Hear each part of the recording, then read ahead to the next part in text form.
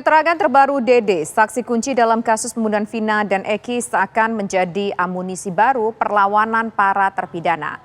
Dede mengaku memberikan keterangan palsu dan diarahkan oleh skenario yang dibuat oleh Ibtu Rudiana. Namun pernyataan Dede tersebut dibantah oleh pihak Ibtu Rudiana dan menyebutnya sebagai sebuah fitnah yang kejam. Lantas apa bukti dan saksi yang kini menguatkan pernyataan baru Dede? Apa pula imbasnya terhadap nasib para terpidana dan kasus pembunuhan Vina Eki? Saksi kunci kasus pembunuhan Vina dan Eki kembali muncul di publik dengan membuat pernyataan yang mengejutkan. Dede mengaku hanya mengikuti skenario dan tak tahu menahu akan kejadian sebenarnya. Ia ikut arahan Ibtu Rudiana dan saksi lain bernama Aep. Dalam putusan pengadilan yang menjebloskan para terpidana kasus Vina, nama Dede disebutkan sebagai teman Aep. Mereka kala itu mengaku melihat sekawanan geng motor melempari batu sambil memburu Eki yang membonceng Vina di Talun Cirebon. Kesaksian Dede menjadi sangat penting dalam pertimbangan hakim sebelum memutuskan perkara. Namun Dede mengaku tak tenang dan dihantui rasa bersalah karena telah memberikan keterangan palsu sehingga kini mencabut kesaksiannya itu. Dede bahkan siap jika harus menanggung apapun konsekuensi karena kesaksiannya tersebut telah membuat para terpidana diganjar hukuman atas pembunuhan Vina dan Eki. Kan saya sudah bilang sebelum keluar pun saya sudah kuatkan mental saya, Mbak. Ya saya sudah kuat mental saya. Mau entah dibulin, tadi apapun saya siap. Ada pesan-pesan bisa Pak Aep ataupun Pak Rudiana mungkin? Ke Aep aja Pak saya. Buat Aep lebih baik jujur daripada hidup kamu nggak tenang, buat keluarga malu, dan anak-anak pun jadi korbannya. Anak sendiri jadi korban terhadap buat kedepannya Pak. Pernyataan Dede membuat pihak Ibtu Rudiana tidak tinggal diam. Kesaksian Dede terbaru dibantah oleh pihak Ibtu Rudiana. Tim kuasa hukum menganggap pernyataan Dede adalah fitnah belaka dan dinilai telah mencemarkan nama baik Ibtu Rudiana hingga diambil tindakan tegas. Kami peringatkan kepada saudara Dede Mulyadi, dan saudara Liga Akbar segera meminta maaf kepada Bapak Ibtu Rudiana karena saudara diduga telah menyebarkan fitnah dan mencemarkan nama baik serta melakukan penyebaran berita bohong. Jika Dede menyatakan telah memberikan keterangan palsu dalam kasus pembunuhan Vina dan Eki 8 tahun silam, lantas bukti dan saksi apa yang bisa dihadirkan Dede dalam menguatkan kesaksiannya saat ini? Apa konsekuensi yang harus ditanggung Dede karena telah memberikan keterangan palsu? Tim TV One mengabarkan. Pemirsa, Dede saksi dalam kasus pembunuhan Vina mencabut keterangan yang telah ia sampaikan dalam persidangan tahun 2016 silam. Padahal kesaksian Dede telah dilegalkan oleh pengadilan dan menjadi pertimbangan bagi hakim untuk menjatuhkan vonis. Lantas kini bagaimana caranya agar Dede bisa membuktikan kesaksian terdahulunya adalah palsu? Siapa pula yang menjadi saksi bagi Dede pemirsa untuk membenarkan bahwa ia mengikuti skenario yang dibuat oleh Ibtu Rudiana? Untuk membahasnya saat ini telah bergabung bersama kami ada kuasa hukum Dede, yaitu ada Bang Suhendra Asido Huta Barat, kemudian ada kuasa hukum Ibtu Rudiana, yaitu ada Bang Mardiman Sani, dan juga pakar hukum pidana Profesor Hipnu Nugroho. Selamat sore Bapak-Bapak semua. Selamat sore Mbak. Ya, pertama saya ingin ke Bang Asido terlebih dahulu, kuasa hukum dari Dede. Apakah Dede punya bukti untuk membenarkan kesaksiannya bahwa di 2016 silam ia memberikan sebuah keterangan palsu dan diarahkan oleh Ibtu Rudiana?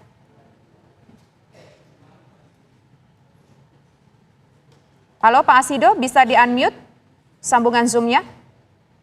Diulangi dari awal? Baik, silakan. Baik, selamat sore.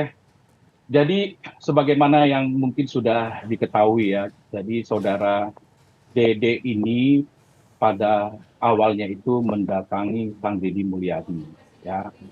Dan juga kemudian ya oleh Kang Deddy itu dipertemukanlah dengan tim hukum dari Pradi. Jadi ini memang niat daripada Dede itu sendiri, ya.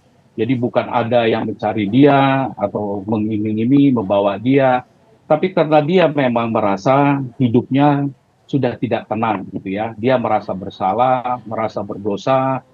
Dia 8 tahun si terpidana di dalam penjara, dia bisa menikah, punya anak, dia mengalami kebebasan, kemerdekaan.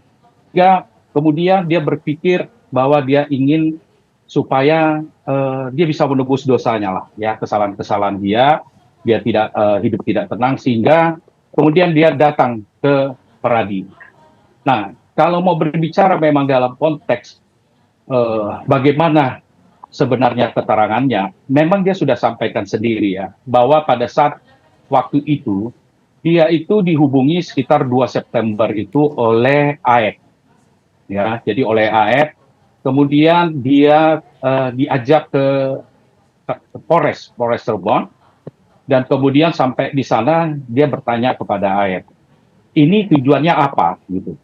Kita mau ngapain? Ternyata disampaikan akan menjadi saksi ya dalam perkara meninggalnya almarhum Eki dan Vina. Nah, Dede ini menyampaikan bahwa dia tidak mengetahui peristiwa itu. Dia harus menyampaikan apa gitu. Nah, kemudian sempat ini menurut keterangan dari saudara Dede yang kita dengar dan juga sudah terpublish. Jadi itu memang pernyataan dan statement dia sendiri. Kemudian dia bertemu dengan Pak Rudiana. Dia ketemu dengan Pak Rudiana, kemudian memang ini menurut saudara Dede itu sudah diarahkan lah ya BAP-nya.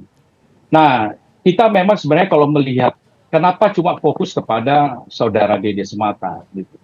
Ada juga ya Okta, Pram, kemudian Teguh, Udin ya kalau tidak salah. Nah, Liga Akbar itu juga mencabut keterangannya. Nah, ini sebenarnya hanya bagian saja dari kejanggalan-kejanggalan yang terjadi. Dan kemudian juga ada BAP tambahan, ya, kalau tidak salah 23 September, yang hanya poinnya itu mengenai keterangan jam.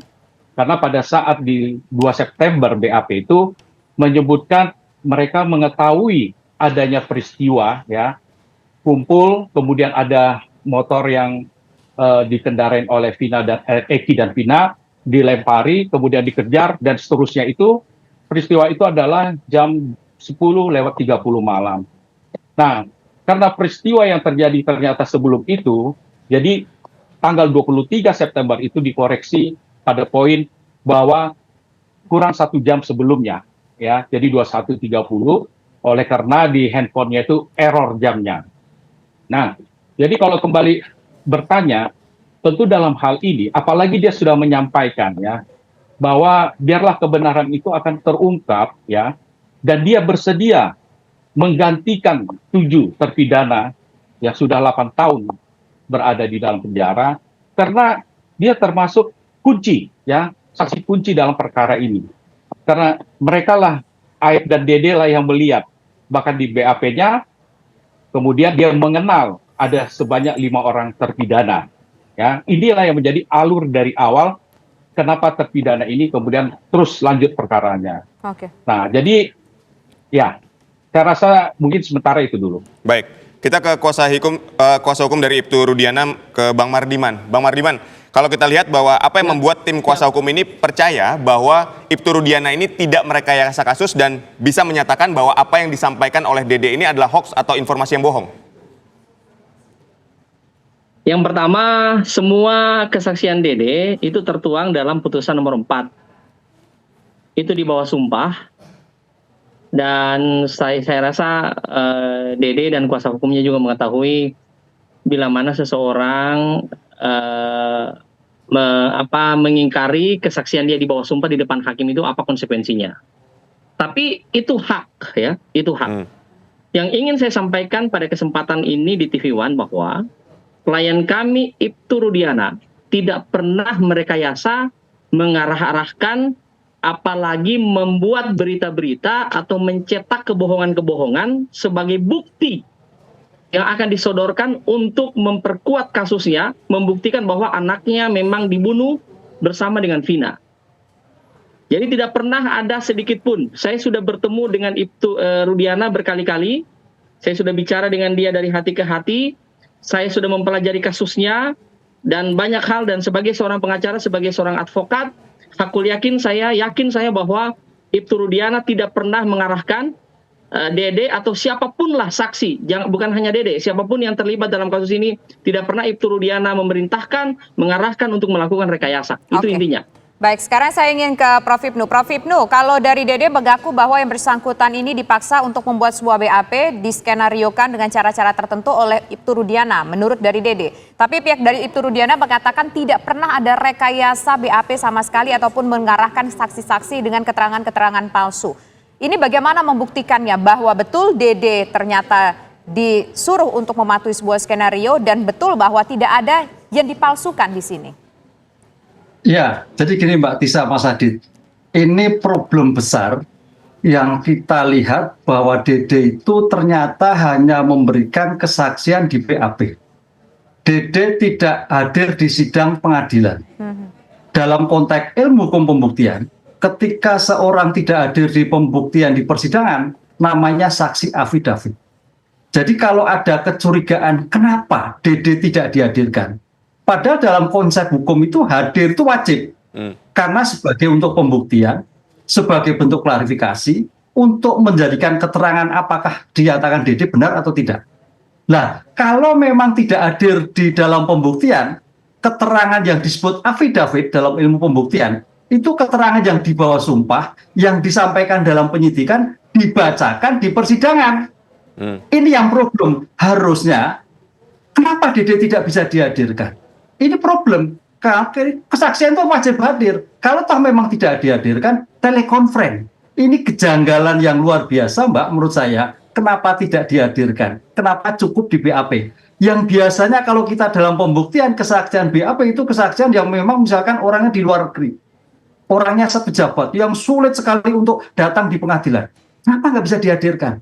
Karena hadir itu bagian klarifikasi. Ingat, kenapa? Kapan suatu saksi bernilai? Apabila saksi itu ada hubungan saksi satu dengan saksi lain. Kapan saksi bernilai? Apabila satu saksi dengan barang bukti yang ditemukan dalam persidangan. Di sini kejanggalan, saya tidak tahu kenapa Dede tidak dihadirkan hanya memberikan keterangan di pemalsuan keterangan di tingkat penyidikan. Ini suatu kejanggalan luar biasa. Kesaksian-kesaksian tidak boleh dilakukan. Karena kesaksian-kesaksian yang afidavit itu dibacakan. Nah, pertanyaannya, kalau dibacakan itu memberatkan, itu kan suatu pasti. Kalau yang meringankan, tidak ada suatu klarifikasi. Ini Mbak, ini problem besar. Kenapa juga pada waktu itu hakim menerima saja? Kenapa tidak bisa hadirkan? Sakitkah? Di luar negeri kah? Tidak bisa hadirkah? Dan sebagainya. Itu saya kira yang menjadikan pertanyaan penting dalam kasus ini. Kalau toh ada pertanyaan kenapa tidak dihadirkan, bisa juga ada klarifikasi yang memang sudah diarahkan mungkin. Sehingga jangan sampai hadir. Karena dalam suatu konteks pembuktian, ketika dibacakan itu mengikat. Dan tidak ada suatu perdebatan. Keterangan yang bersangkutan. Ini kelemahan kesaksian yang dibacakan dalam suatu persidangan ketika Dede tidak hadir. Begitu, Mbak. Baik.